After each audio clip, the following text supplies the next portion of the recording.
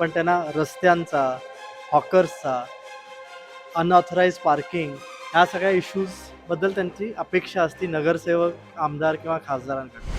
और पहली जिम्मेदारी वोटर की है कि वोट तो देना ही पड़ेगा। आणि आजूबाजूचे लोक जेव्हा कचरा रस्त्यावरती फेकतायत ते आपल्या सगळ्यासाठीच अनहायजिनिक आहे. तर योग्य मतदान करणं हे खूप आवश्यक आहे, कारण ही लॉंग टर्म गोष्ट असते. इसलिए एक ऐसा सूत्रधार चाहिए जो दोनों साइड की बात करता है। आधीची लोक आहेत तर त्यांच्यासोबत सुद्धा एक पॉझिटिव्ह संवाद साधून देणारा, एक दुवा जोडणारा कॅन्डिडेट असायला पाहिजे. जर आपणच सरकार बनवायला मदत नाही केली आणि राईट कॅन्डिडेटला सिलेक्ट नाही केला तर काहीच होणार नाही. वोट फॉर नमस्कार, मी माधवी वाडकर आणि तुम्ही पाहत आहात नवराष्ट्र. नवराष्ट्राच्या या माध्यमातून ह्या BMC इलेक्शनच्या काळामध्ये आपण प्रत्येक एरियामध्ये, कानाकोपऱ्यामध्ये जाऊन कोण उमेदवार त्यांना निवडून यावा असं वाटतंय, जनतेचे विचार काय आहेत, लोकांची मतं काय आहेत हे आपण जाणून घेतोय. त्यासोबतच उमेदवारांचे सुद्धा विजन काय आहेत हे आपण जाणून घेतो. आज आता आपण आलेले आहोत विभाग क्रमांक 205 काळा चौकी आणि हायराईज ह्या सोसायटीमध्ये. तर चला जाणून घेऊया हायराईज ह्या सोसायटीमधले जे रहिवासी आहेत त्यांना नेमकं वोटिंग कोणाला द्यावं असं वाटतं, त्यांचं मत कोणाकडे झुकतंय आणि कोणत्या उमेदवाराला म्हणजे नगरसेवक कोण निवडून यावं असं त्यांना वाटतंय आणि त्याच्या मागचं कारण सुद्धा काय. सगळ्यात आधी आपण जाऊया हायराईज सोसायटीमध्ये. इथे काही रहिवासी आहेत. तुमच्या सगळ्यांचं मी नवराष्ट्र नवभारतमध्ये मनापासून स्वागत करते.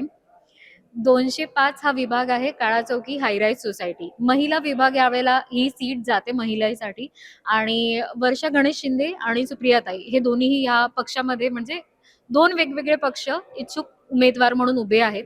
सगळ्यात आधी मला हा प्रश्न वाटतो की नगरसेवक कसा असावा. जर हा प्रश्न मी विचारला तर उत्तर काय असेल? तुमचं नाव मला सांगा. मेरा नाम पुष्पेंद्र शर्मा है। सेलेस्टिया स्पेस सिवरी ये नया बिल्डिंग है और देखिए हाई राइज सोसाइटी का प्रॉब्लम अलग टाइप का होता है। इसमें जो नगर सेवक का रोल है वो बहुत इम्पोर्टेंट है। इसमें गणेश शिंदे जो हमारे काफ़ी टाइम से सहयोगी रहे हैं, उनकी वाइफ वर्षा गणेश शिंदे जो उम्मीदवार है, इसमें हमारा बोलना ये है कि हमारी एक्सपेक्टेशन नगर सेवक से संवाद की है। हमारे इश्यूज जनरली सॉल्व हैं और संवाद नहीं है। बात करने के लिए जो आदमी अवेलेबल होना चाहिए वो अवेलेबल नहीं है आज की डेट। तो ये ब्रिज हमारा ब्रोकन है।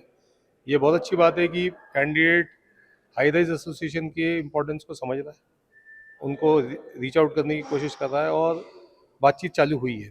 इसमें जो उनका एजेंडा है वो हम सुनने के लिए आज यहाँ पर आए हैं और उम्मीद है कि अगर वो जीते तो जीतने के बाद ये संवाद बना रहे, ये हमारी उम्मीद है। मी तुम्हाला सांगू इच्छिते मंडळी, इथे आता ह्यांचे एक असोसिएशन म्हणजे इथे त्यांची एक मीटिंग आहे ज्याच्यामध्ये ते लोक डिसाईड करतात किंवा प्रचार जो आहे तो इथे सुरू आहे. सर, मला तुमचं नाव सांगा. नमस्कार, माझं नाव डॉक्टर स्वप्नील बिनायके. सेलेस्टिया स्पेसेसमध्ये मी राहतो. तर जसं की पुष्पेंद्रजींनी आधीच आपल्याला सांगितलेलं आहे, तर कॅन्डिडेट असा असावा जो की आमच्या ज्या दैनंदिन अडचणी आहेत, समजा रोडच्या आहेत, ट्रॅफिकच्या आहेत आणि पाणी वगैरे, तर त्यासाठी ॲप्रोचेबल असायला पाहिजे. आणि ॲट द सेम टाईम मला वाटतं की संवाद जो आहे तो फक्त हायराईज सोबतच नाही, तर हायराईज आणि जे काही बाजूची सुद्धा आहेत लोक, जिथले की आधीची लोक आहेत, तर त्यांच्यासोबत सुद्धा एक पॉझिटिव्ह संवाद साधून देणारा, एक दुवा जोडणारा कॅन्डिडेट असायला पाहिजे. आणि तर त्या दृष्टीने मला असं वाटतं की गणेश शिंदेजी जे ते ह्याच्या आधी सुद्धा आमच्यासोबत त्यांनी काम केलेलं आहे.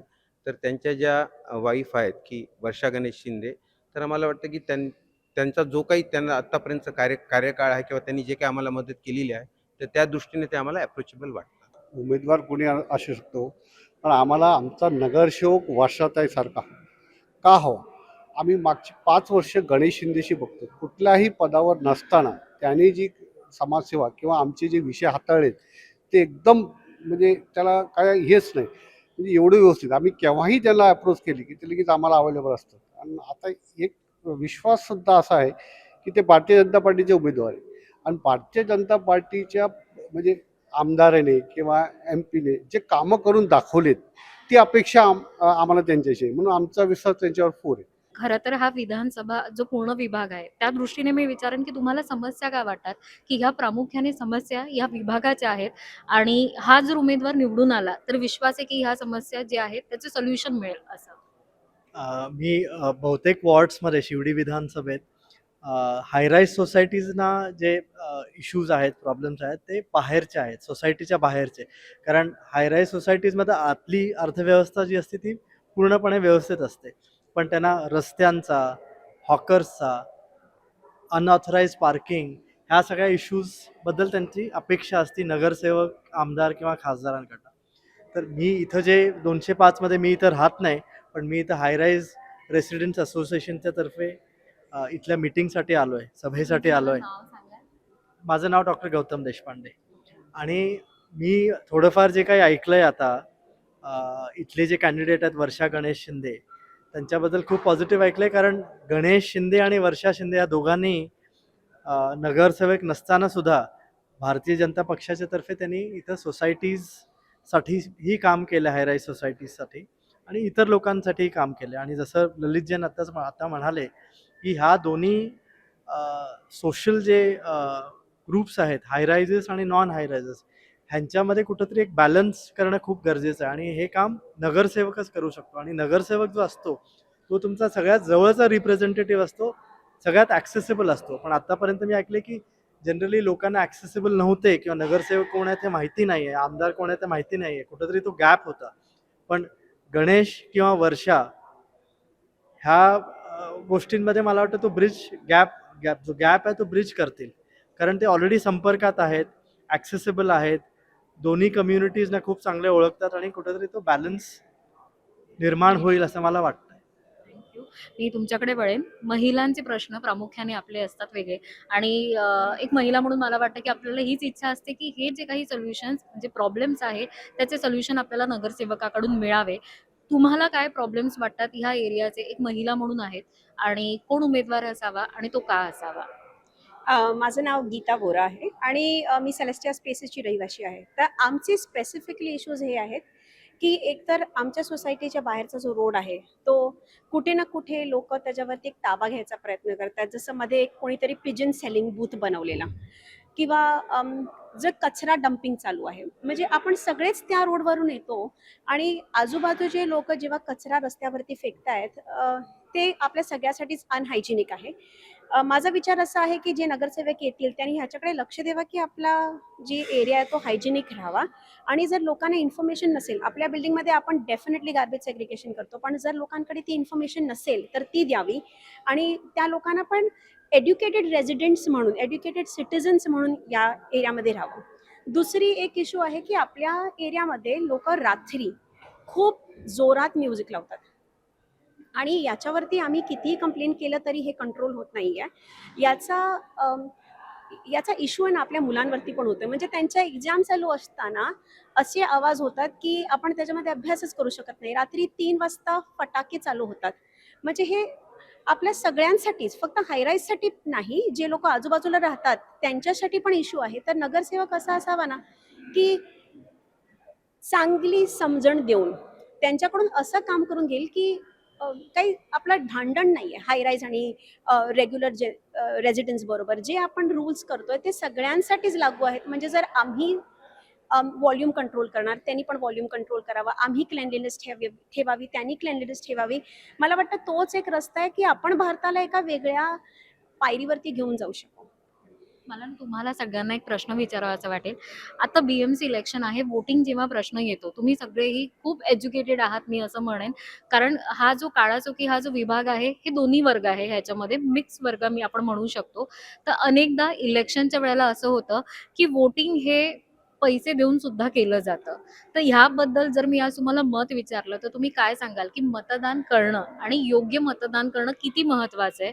जर हा संदेश कोणापर्यंत पोहोचवायचा असेल ह्या माध्यमातून तर तो संदेश नेमका काय असेल? योग्य मतदान करणं हे खूप आवश्यक आहे, कारण ही लॉंग टर्म गोष्ट असते आणि त्याच्याने तुम्हाला खरा चांगला कोण त्याला निवडण्याची एक संधी मिळते. पैसे घेणं आणि वोट देणं हे हायरायझेसमध्ये कधीच होत नाही. हायरायझ तुम्ही जसं म्हणाला खूप शिकलेला आणि वेल इन्फॉर्म्ड एक सिटिझन असतो आणि इथं डेव्हलपमेंट आणि ॲक्सेसिबिलिटी जिथं असेल तिथंच इथले सिटिझन्स वोट करतात. त्यामुळे इथं त्या सगळ्या तो जो दुसरा भाग तुम्ही म्हणता ते इथं हायरायझेसमध्ये कधीच आलतच नाही, कारण वेल इन्फॉर्म तुमचा जर का वोट नसेल तर तो लॉंग टर्म नसणार आणि तो सोल्युशन बेस्ड नसणार आहे. त्यामुळं फॉर्च्युनेटली हायरायझेसमध्ये हा भाग ॲब्सोल्युटली येतच नाही. बहुत इम्पोर्टेंट है, ये आपकी ड्यूटी है मतदान सबको करना चाहिए। आपने मतदान नहीं किया तो बाद में कंप्लेन करने का राइट भी आपका चला जाता है। आपने मतदान करना है। हमारी बिल्डिंग 95% वोट लास्ट टाइम था, तो टर्नआउट पूरा मिलेगा। वेल इन्फॉर्म्ड लोग यहाँ पर एजेंडा सुनने के लिए आए हैं कि कैंडिडेट का एजेंडा क्या है, और एक्सेसिबिलिटी अगर है, संवाद बन रहा है, तो वोट देने की जिम्मेदारी फिर वोटर की भी पहले है। और एक बार वोट देने के बाद फिर कैंडिडेट के ऊपर या जो भी इलेक्ट होकर आता है उसके ऊपर है कि वो अपनी जिम्मेदारी मेंटेन रखे। और पहली जिम्मेदारी वोटर की है कि वोट तो देना ही पड़ेगा। और आप एजुकेटेड अपने आप को बोल रहे हैं और वोट देने नहीं जा रहे हैं, ये साथ में बैठता नहीं है। तो हाई राइज में तो सबसे अपेक्षा है कि सब वोट देने जाएंगे। अजेंडा ऐकण्यासाठी इथे तुम्ही सगळीजण जमलेले आहात. Yes yes. What is needed is, लोकांना हे कळायला पाहिजे की फक्त जे सरकार आहे त्याची जिम्मेदारी नसते. सरकार कोण बनवतो? आपणच बनवतो. जर आपणच सरकार बनवायला मदत नाही केली आणि राईट कॅन्डिडेटला सिलेक्ट नाही केला तर काहीच होणार नाही. म्हणून आपणही जागरूक व्हायचं. फक्त माझ्या इतकंच म्हणणं की माझे वडील नेहमी म्हणायचे की वोट और कन्यादान खानदान देख के करेगा. आता शिंदे साहेबाच्या खानदान सर्वांनी सांगितलं, सर्व लोक ओळखतात. मी काही इतकं ओळखत नाही, पण हे सर्व ओळखतात. म्हणजे दॅट इज वेल नोन. आणि बी जे पीचा मोटो आहे हम करके दिखाते आहे. आणि सर्व ताण बी जे पीने केलेलं आहे ते आम्ही स्वतः डोळ्यांनी पाहिलेलं आहे. आम्ही बाहेरगावी राहताना सुद्धा आम्ही हे सर्व पाहिलेलं आहे. तर हे काही क्वेश्चन नाही की बी जे पी कॅन्डिडेट काही करू शकत नाही. ते सर्व करणार आणि I am confident that they will do the best. म्हणून मला वाटतं फक्त एकच आहे की तुम्ही काय मुद्दे घेणार आहात ते आम्हाला सांगा. आणि आमची त्रास फक्त जसं मॅडमनी सांगितलं, नॉईस, रात्री 2 वाजता फटाकडे फोडायचे, काही सिविक सेन्स नाही, रोडवरती नाचायचा, रोडवरती चुकायच्या. आणि महत्त्वाचा मुद्दा, आम्ही लोक सर्व चालत जातो इथून नाकेपर्यंत. कुठे चालायला जगा आहे? तुमच्या स्कूटर बाईक आम्हाला ठोकून जात आहे. ते जगा कुठे आहे? तो ॲटलिस्ट ते बघायला पाहिजे. रोज म्युन्सिपाल्टीची गाडी येते, तर त्या येण्याच्या 10 मिनटापूर्वी एक माणूस येऊन सर्वांना सांगून जातो की गाडी येणार आहे, तुम्ही गाडी सर्व काढून टाका. आणि मग 2-4 गाड्याला आतमध्ये टाकणार आणि निघून जाणार. हे काय आहे? म्हणून आम्हाला पाहिजे की तुम्ही जनतेला सहकार द्या, जनतेला चालायची जगा द्या, आणि जनतेला जे सुविधा पाहिजे असेल त्यांना डे टू डे ते पाहिजे. जनतेला पैसे नको आहे, कारण की पैसे ते स्वतःच कमवतात. घरामध्ये पैसे कधी टिकत नाही आहे, ते लोकांनाही माहीत आहे. म्हणून माझी एकच रिक्वेस्ट आहे की लक्षात ठेवा, आम जनता. थँक्यू. मी अजून एक प्रश्न घेईन तुम्हाला. शेवटचा प्रश्न असा असेल की जसं मी सुरुवातीला म्हणाले की महिला वॉर्ड हा आलेला आहे. गणेश शिंदे हे नाव सगळीजणच घेत आहेत, पण वर्षा गणेश शिंदे ह्या त्यांच्या वाईफ आहेत. आणि विरोधक प्रत्येक वेळेला काही ना काही बोलत असतो. मला तुम्हाला थेट प्रश्न विचारायचा आहे की अनेकांचे प्रश्न हे आहेत की गणेश शिंदेचं काम पाहिलेलं आहे, वर्षा गणेश शिंदे हा महिला वॉर्ड आला म्हणून त्यांना आता उभं केलेलं जात आहे. ह्याबद्दल तुम्ही काय ओपिनियन सांगा? वर्षा गणेश शिंदे आणि गणेश शिंदे हे दोघांनी एकत्रच काम केलेलं आहे. वर्षा गणेश शिंदे एवढे दिसून यायचे नाहीत, कारण गणेश खूप ॲक्टिव्ह होता. पण वर्षा नेहमी गणेशबरोबर असायची आणि त्यांनी काम केलेलं आहे. हे ज्यांना माहिती आहे त्यांना माहिती आहे. त्यामुळं त्याच्यात काही असं नाही आहे की हां लेडीज वॉर्ड आला त्यामुळं वर्षा गणेश शिंदेना तिकीट दिलं गेलं. पण काम दोघांचंही आहे, मेहनत दोघांचीही आहे ह्याच्यात. असं एकाच फक्त गणेशचं होतं असं चुकीचं म्हणणं आहे. युजली इंडियन फॅमिलीजमध्ये लेडीज बॅकसीट घेतात, कारण की असं वाटतं की त्यांना घरची रिस्पॉन्सिबिलिटीज आहेत. हे एक चांगली अपॉर्च्युनिटी आहे वर्षा मॅडमसाठी की ते पुढे येऊन समोरून काम करू शकतील. आय थिंक हे डिसॲडव्हान्टेज नाही आहे, ॲडव्हान्टेज आहे. त्याच्यामुळे गणेश सर काम करतातच आहेत आणि वर्षा मॅडम त्यांच्या पुढे येऊन आता काम करतील, तर मला वाटतं बेनिफिट आपल्यासाठी जास्त आहे. आणि जे प्रिन्सिपल्स एका फॅमिलीमध्ये असतात, हेल्पिंग प्रिन्सिपल असेल किंवा काही निगेटिव्ह प्रिन्सिपल असेल, ते फॅमिलीमध्ये रन होतात. म्हणजे जर गणेश सर चांगलं काम करतायत, आमची एक्सपेक्टेशन आहे की वर्षा मॅडम पण तसंच काम करत असतील, तेव्हाच थॉट प्रोसेस सेम असेल, विचारसरणी सेम असेल.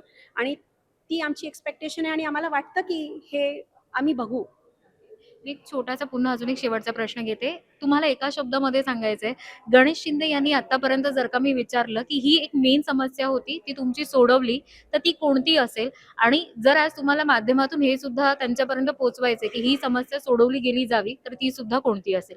त्याचे आमच्या सोसायटीमध्ये असलेले टीदिंग इश्यूज, तर त्यांनी ते सेल्फलेस प्रमाणे कोणत्याही गोष्टीसाठी आम्ही त्यांना अप्रोच केला तर ते त्यावेळेस उभे राहिलेले आहे. आपल्याला नेहमी वाटतं की कोणत्याही दुसऱ्या कंट्रीला गेलो तर ते गाव चांगलं आहे किंवा ती कंट्री चांगली. तर मला असं वाटतं की आपला जो एरिया आहे तो त्यांनी सुंदर सुशोभित करावा. एवढीच माझी इच्छा असते. देखिए, कोई भी प्रॉब्लम ऐसा नहीं है जो सॉल्व नहीं हो सकता है।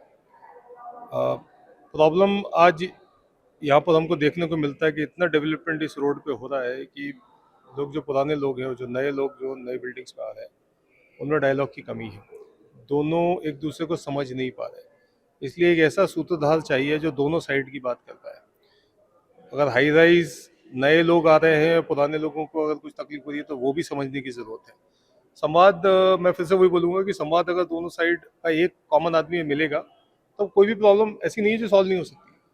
बाकी रोड ट्रैफिक आदमी को रोज सुबह शाम ये तकलीफ दिखती है। अगर वो प्रॉब्लम प्रायोरिटी पे सॉल्व करेंगे तो ज़्यादा अच्छा रहेगा। जेव्हा आम्ही इथं नवीन आलो 2 वर्षा अगोदर, तर इथं एक मोठी समस्या होती इलिगल पार्किंग. आमच्या दोन्ही एक्झिट आणि एंट्री गेटच्या दोन्ही बाजूला भरपूर गाड्या पार्क होत्या आणि त्याच्यामुळं आम्ही आतनं जर आलो तर आम्हाला दोन्ही बाजूला गाड्या दिसत होत्या. एक भरपूर त्रास होता आणि त्याच्यामुळे सारखेच लॉ अँड ऑर्डर सिच्युएशन उभं आहे. त्या टायमाला आम्ही ते गणेशशी संपर्क केला. त्यांनी इथं बळवाडा पोलीस सिनियरला त्याला बोलवलं त्यांनी आणि त्यांनी बघितलं आणि त्यांच्यानंतर इथं आम्ही नो पार्किंग करून घेतलं त्यांनी आणि सगळ्या गाड्या काढून घेतल्या आणि 15-20 दिवस त्यांनी ते ॲक्शन केलं. त्यामुळे एकदम क्लीन झालेला आणि त्यानंतर ती व्यवस्था एकदम व्यवस्थित बसली आणि लोकांनी ते ॲडजस्ट झाली. आणि एखादी समस्या जी सॉल्व्ह व्हावी आणि विश्वास आहे की बस तेच, एक तर आता एवढी चांगली बिल्डिंग आहे तुम्ही पाहता, तर आमचे रोड, आमचे फुटपाथ हे पण ब्युटिफुल व्हावे. आणि माझा आता प्रत्येक नगरसेवकाची एक अपेक्षा आहे की जे कॉन्ट्रॅक्टर कामं करतायत त्यांचं एंड फिनिशिंग शेवटपर्यंत त्याने ते काम कसं केलंय ते त्याने बघावं.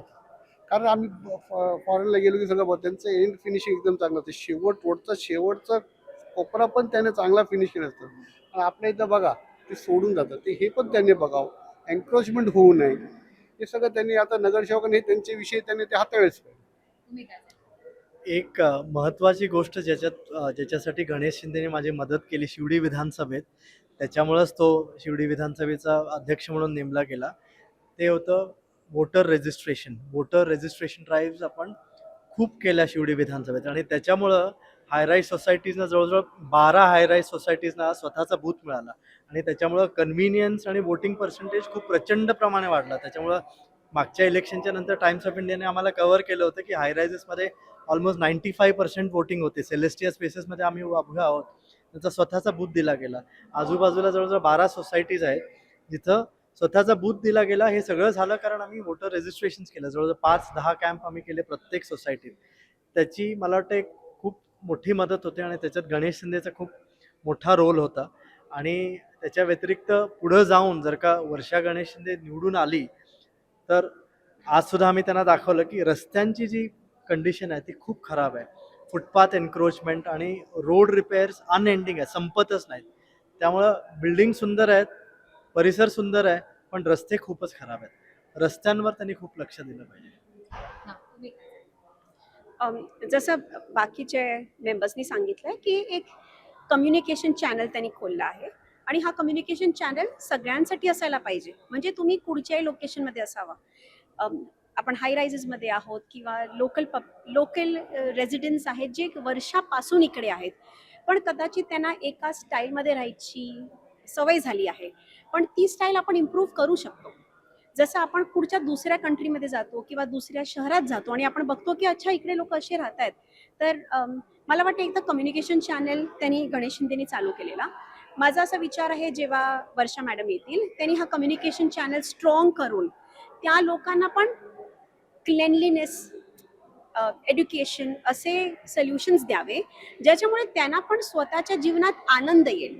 आनंद हा सर्वांचा असायला पाहिजे. जे फुटपाथ खराब आहेत त्यांना स्वतःना पण दुःख वाटतच असेल त्यांचं की फुटपाथ का खराब आहेत, तर एखादा नगरसेवक जो सगळ्यांना रीच आउट करेल ही आमची अपेक्षा आहे. धन्यवाद. मला खूप छान वाटलं तुमच्या सगळ्यांशी संवाद साधून. आपण नगरसेवक कसा असावा ह्याबद्दल सुद्धा संवाद साधला, चर्चा केली. समस्या काय आहेत ह्या सुद्धा आपण चर्चा केली आणि काय सोल्युशन किंवा तुम्हाला काय हवंय की हे बदल घडायला हवे. आणि प्रत्येकाच्या बोलण्यामध्ये मला हे जाणवलं की तुम्ही फक्त हायराईज सोसायटीबद्दल न विचार करता हा जो पूर्ण विभाग आहे हा कशा पद्धतीने अजून सुंदर आणि छान होईल ह्याबद्दल तुमची मतं मांडली. नवराष्ट्र आणि नवभारतकडून पुन्हा एकदा तुम्ही तुमचे जे ओपिनियन आहे ते मांडले त्याबद्दल धन्यवाद म्हणेन. मंडळी, आपण आतापर्यंत नवराष्ट्राच्या माध्यमातून अनेक विविध विभागांमध्ये, म्हणजे मग ते गल्लीबोळे असो किंवा छोटे रस्ते असो किंवा मोठे रस्ते असो किंवा ही आजची हायराईज सोसायटी, या सोसायटीमध्ये जाऊन आपण जनतेचा आवाज, लोकांचे मतं काय आहे आणि नगरसेवक त्यांना कसा असावा आणि कोणता उमेदवार निवडून यावा आणि का, हे कारणं आपण शोधलेली आहेत आणि पाहिलेली आहेत. अशाच अनेक मुलाखतींसोबत आपण पुन्हा भेटत राहूया. तोपर्यंत आपल्या नवराष्ट्र ह्या यूट्यूब चॅनलला लाईक, सबस्क्राईब आणि शेअर करायला विसरू नका. आणि BMC इलेक्शन 15 जानेवारीला आहे, तर मतदान हे खूप महत्त्वाचं काम आहे, ते करायला सुद्धा विसरू नका. योग्य त्या उमेदवाराला नक्कीच मतदान करा. धन्यवाद.